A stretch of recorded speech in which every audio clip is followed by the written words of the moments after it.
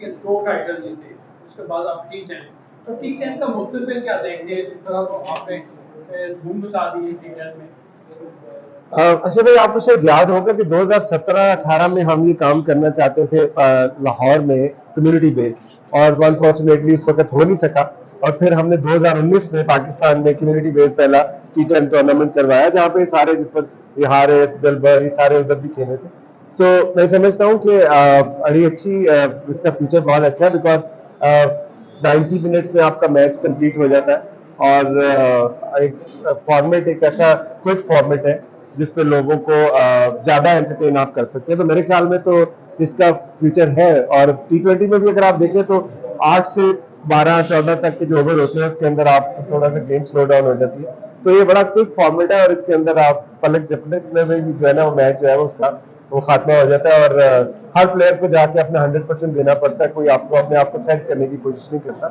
So I think इसका future है। तो भाई अब लाहौर के बाद में भी अब इंटरनेशनल लेके जा रहे हैं अपने प्रोग्राम को, क्या कहेंगे आपका ये जो सफल हो जाने वाले कामयाब चैंपियन बन रहे हैं आप, तो जो बाकी के साथ हो सकते देखिए, इसमें ट्रॉफी तो राणा साहब जीत के आए। लेकिन मैं समझता हूँ कि हमारी जो उनसे डिस्कशन हुई, एक ये था कि हम प्लेयर डेवलपमेंट वहां पे करें। क्योंकि देखिए, आपको थोड़ा इस सिस्टम को चेंज करना पड़ेगा। क्योंकि अगर एक बच्चे को आप ये मैसेज देते हैं कि आप अंडर 14, 16, 19, फिर 18, फिर फर्स्ट क्लास, फिर 8-10 साल में हो सकता है तुम एक प्रोफेशनल प्लेयर बन जाओ, but at the same time एक फास्ट ट्रैक प्रोग्राम होना चाहिए।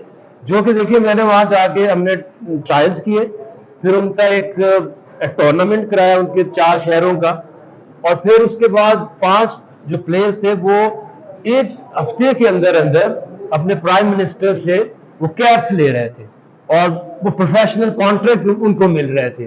तो इसी तरह जब फर्दर उनसे डिस्कशन हुई कि अगर जो क्रिकेट है, cricket is actually actually dying.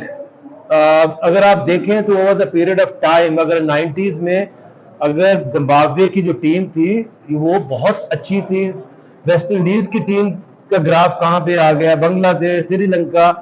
तो आप जो टिपिकल सिस्टम को चेंज नहीं करेंगे तो आपकी जो क्रिकेट का स्टैंडर्ड है नीचे जाता जाएगा। तो फिर उनसे हमारी 4 पॉइंट्स के ऊपर एक MOU साइन किया 10 साल के लिए। एक ये कि उनकी जो क्रिकेट है वो जब बोरो ने शुरू की तो वो बहुत ही लिमिटेड रिसोर्सेज हैं, जो कि लोग जो क्लब मेंबर्स हैं, जिस तरह के लोग ही क्रिकेट खेल सकते हैं ज्यादा। तो हमने उनकी जो क्रिकेट है उनको हमने उनकी बुशेस तक लेके जाना है।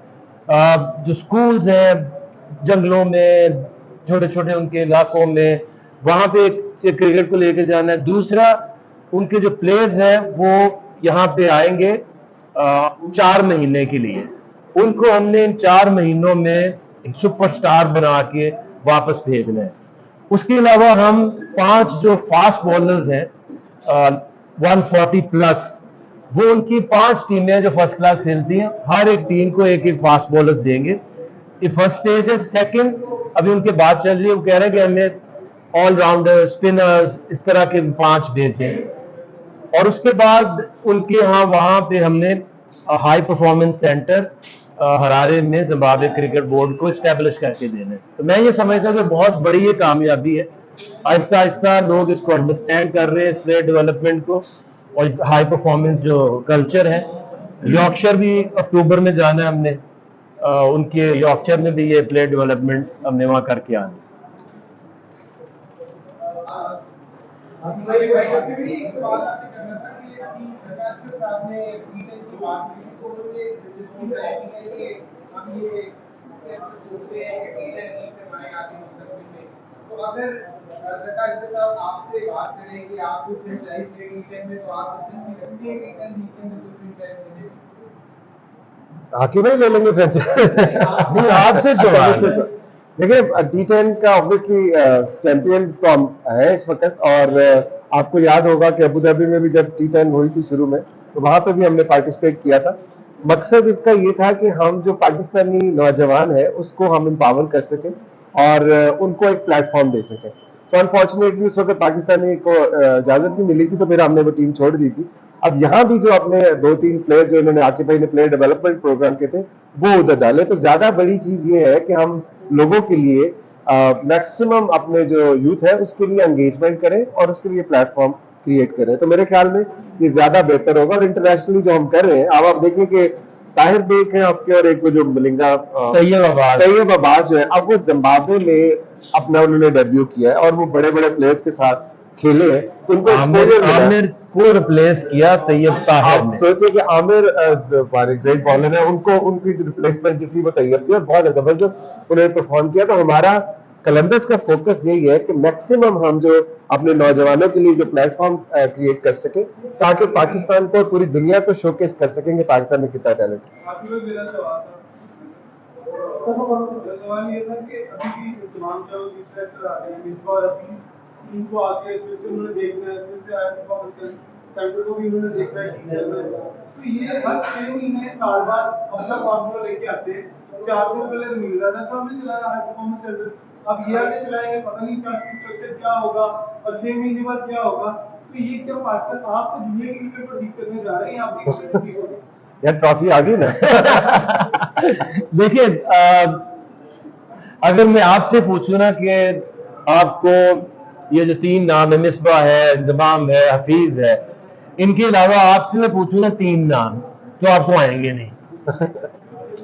अच्छा बता दे मुझे, क्योंकि देखिए बात सिर्फ इतनी है कि ये जब तक हम एक चीज नहीं सीखेंगे, ठीक है, जैसे गवर्नमेंट बदलती है तो चेयरमैन बदल जाता है, बट आपका जो सिस्टम है वो नहीं बदलना चाहिए। जो ये खराबी हो रही है कि कभी हम 16 रीजन कर देते हैं, डिपार्टमेंट आ जाते हैं, कभी जो सबसे बड़ा जुल्म हुआ है वो रमीज राजा ने आके किया कि जो टीमें 6 कर दी और उनमें हर सीजन में कोई नया प्लेयर ही नहीं आता था, प्लेयर ही नहीं आ सकता, तो ग्रूम कैसे होगा? ये 24 करोड़ के जो लोग हैं इनकी एक स्पोर्ट है और उसके लिए आपकी 16 रीजन ज्यादा नहीं है। और आपकी डिपार्टमेंट जो है, आप बच्चों से पूछे ना जाके वो कितने खुश हैं। वो जो कोचेस बेचारे पता नहीं टैक्सियां चला रहे थे, अब वो दोबारा आएंगे, अपना काम करेंगे। ये हाई परफॉर्मेंस जो है इनका, ये फिर से एनसीए बन गया, क्योंकि वो कलंदर हाई परफॉर्मेंस के बाद उन्होंने एनसीए का नाम हाई परफॉर्मेंस बना दिया था। तो नाम से कुछ नहीं हो सकता। ये डेवलपमेंट एक पैशन है, ये आप नौकरी किसी को देके ये काम नहीं करा सकते। लेकिन आकिब भाई एक चीज और है कि आपने जो सवाल किया, देखिए पाकिस्तान में रहते हुए आकिब भाई ने आपको शाहीन, हारिस, फखर, जमान, अब्दुल्ला शफीक, सलमान अली आगा के, उसामा मीर, एहसान, ये कितने सारे प्लेयर उन्होंने यहाँ पे रह के आपको दिए।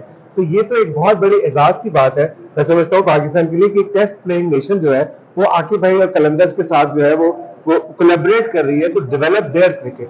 तो मैं समझता हूँ कि पाकिस्तान क्रिकेट में ऑलरेडी आकिब भाई ने बहुत ज्यादा कंट्रीब्यूट किया और अभी भी कर रहे हैं। पाइपलाइन में जो भी हम बात कर रहे थे ताहिर बेग की, और दूसरे जो हमारे मलिंगा स्टाइल बॉलर है वो भी आकिब भाई अभी जो है वो सिलेक्ट हुआ है, वो नहीं होता ताहिर बेग जो एशियन गेम्स में पाकिस्तानी एक टीम, हाँ, तो उसमें सिलेक्ट हुआ। तो इवेंचुअली तो उन्होंने पाकिस्तान को इन द एंड सर्व करना है ना।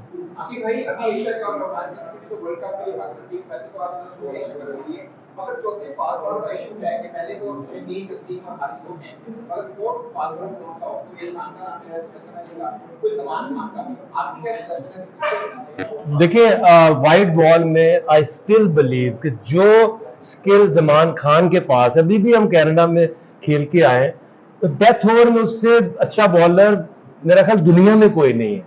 तो जो आपको चीज चाहिए वो नसीम से मैं उसको ज्यादा रेट करता हूँ इन वाइट बॉल। तो आपके 3 बॉलर, ये आप कहेंगे ये आपके कलंदर के बॉलर गिनाए जा रहे हैं, शाहीन है, हारिस और जमान है, ये आपके बॉलर होने चाहिए आपकी वाइट बॉल क्रिकेट में, first 3 choices, and then you can go down to Naseem Shah, Hasan Ali. I don't think so. आपको एक ऑलराउंडर की तरफ जाना चाहिए। वो अभी तक फ़हीम की भी ऐसी प्रोग्रेस अभी भी मेरे साथ था, उधर कोई नहीं है। तो जो फोकस होना चाहिए वो है ऑलराउंडर तलाश करना। अगर आपके पास ऑलराउंडर नहीं होगा तो यू विल स्ट्रगल। कलंदर कर रहा है, सलमान अली आगा नहीं किया, मेरा सवाल मंजूर आना शाहीन शाह अफरीदी नहीं किया। वह साहब का सवाल आया मंसूर साहब, आपने एक बहुत लंबा अरसा तक मकसद क्रिकेट टीम के साथ सर्व किए और उनका सिस्टम और हॉट कलंदर का सिस्टम कैसा देखा, क्या इधर आ जाओ। वो सिस्टम का कंपैरिजन तो मेरा ख्याल नहीं होना चाहिए। वो एक बहुत पुरानी और डिफरेंट एक उनका स्ट्रक्चर है, लेकिन जहाँ जो लाहौर कलंदर्स वाला है और हाई परफॉर्मेंस सेंटर वाला है, ये अनअर्थ कर रहा है उस टैलेंट को जो कि आम नजर नहीं आता और किसी सिस्टम में नहीं। So there is a big difference between both systems. But at the end of the day, उसी तरह हम भी उनको नर्चर करते हैं जो हाई परफॉर्मेंस सेंटर में अपॉर्चुनिटीज उनको देते हैं, और at the end of the day वो जाके अपने पाकिस्तान टीम से खेलते हैं। आगे भाई, सारे क्रिकेटर्स लीग एंड फॉर्मेट को इंटरनेशनल क्रिकेट के लिए नुकसान दे करा रहे हैं। तो ये लीग का ऐसा फॉर्मेट है कि इंटरनेशनल क्रिकेट के नुकसान दिया कि प्लेयर्स उस तरह से वर्कर सामने नहीं आते। आप एक्सपीरियंस करके आए, आप समझते हैं कि लीग एंड फॉर्मेट का कुछ है या नहीं? ये सेम उनके व्यूज थे जब T20 क्रिकेट आई थी। कोई क्रिकेट आपको खराब कैसे कर सकती है? ये जिस तरह से आपकी क्रिकेट है, क्रिकेट को जब आप बाहर कहते हैं ना वर्ल्ड कप विनर, तो बाकी स्पोर्ट्स वाले हंसते हैं, 6 टीमें 8 टीमों का तो हमारा वर्ल्ड कप होता है। तो इसको एक्सपैंड करना पड़ेगा। जैसे ही देखें T20 आई, उसकी ऑडियंस बढ़ी, उसका प्लेयर्स, नए नए प्लेयर्स उस फॉर्मेट में आए। इसी तरह से जैसे T10 है, इसको देखने के लिए हर बंदे के पास टाइम है। वो जो फुटबॉल के लोग हैं, जो शॉर्टर टाइम की जो स्पोर्ट्स है, वो इसकी तरफ आ रहे हैं। तो आपको इससे क्या मिलेगा? और चैलेंजिंग बहुत ज्यादा है, क्योंकि इसमें एक dot ball, 2 dot ball you can't afford. तो इसमें आपको बड़ी टफ क्रिकेट है, और आपको नए प्लेयर्स मिलेंगे, नई ऑडियंस मिलेगी। तो इसमें खराबी मुझे तो कोई नजर नहीं आती। देखिए, अगर इसको आप इस सवाल को थोड़ा सा मैं भी जवाब देना चाहता हूँ कि अगर आप पूरा टेस्ट मैच भी देखते हैं, उसमें भी ऐसे सिनारियोज आते हैं जहाँ पर आपको 10 ओवर की तरह की क्रिकेट खेलनी पड़ती है। इसी तरह जब वनडे, जब T20 नहीं था, तो वनडे जो था वो बहुत स्लो था, लेकिन उसमें भी ऐसे सिनारियोज आते हैं जहाँ पे कि प्लेयर्स को गेम चेंज करनी पड़ती है, अपने गेम चेंज करने पड़ते हैं। और मेरा ख्याल है कि T10 भी जो है वो एक ऐसा फॉर्मेट है कि ये आपको हेल्प करेगा T20 में भी, वनडे क्रिकेट में भी, even international cricket, test cricket में भी आपको प्लेयर्स मिलेंगे इसके साथ। It's a very good thing. आखिर भाई, अभी पाकिस्तान के बड़े टफ मैचेस हैं, अभी एशिया कप में और काफी खासकर टेडी इंडिया के खिलाफ मैच है। आपको लग रहा है कि इंडिया आपको सिचुएशन में खड़े यहाँ पे पहले पाकिस्तान को पता थोड़ी अनस्टेबल लग रही है आपको इंडिया की टीम? यकीनन जितनी पाकिस्तान टीम बैलेंस्ड है और उसके पास ऑप्शंस हैं, और जो प्लेयर्स हैं उनकी जो एज का जो ग्राफ है वो बहुत बेहतर है। इंडिया उस स्टेज के ऊपर है कि अब वो नाम उनके बड़े बड़े हैं, लेकिन उनकी फिटनेस और फॉर्म उस तरह से नहीं आती। तो अब इंडिया को स्ट्रगल इंडिया करेगा, फिर नए लोग तलाश करेगा, फिर एक टीम बनेगी। इस वक्त बहुत पाकिस्तान के पास अच्छा चांस है कि इंडिया को इंडिया में हरा के आए।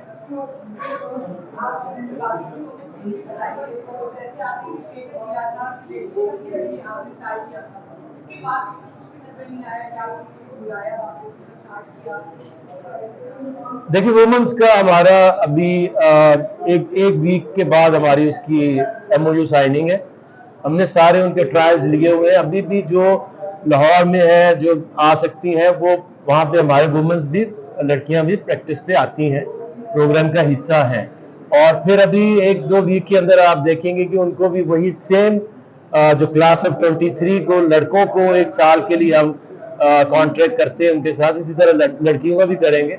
और जिम्बाब्वे की वुमेन टीम भी हमारे पास आ रही है, क्योंकि उन्होंने फिर वहाँ श्रीलंका खेलने जाना। मैं आपको बताऊं कि इसमें हमने ट्रायल लिए थे। हम जो इसमें जो मिसिंग पार्ट है वो ये है कि ऑस्ट्रेलिया के साथ तो हमने कॉन्ट्रैक्ट कर लिया, ठीक है, हमने ट्रायल भी ले लिए, शॉर्टलिस्ट भी कर ली। आगे उनका फ्यूचर क्या है, तो उसके लिए जो अभी हमारे नए चेयरमैन आए, उनका जो विजन है वुमेन को लेके, उससे हम काफी इंप्रेस हुए। और हमारी कोशिश होगी, ख्वाहिश होगी, और हमसे रिक्वेस्ट करेंगे कि वो आके ये जो फर्स्ट एडिशन होगा वुमेन प्लेयर डेवलपमेंट का, वो उसको आने वाले दिनों में इनॉग्रेट करें। Thank you sir.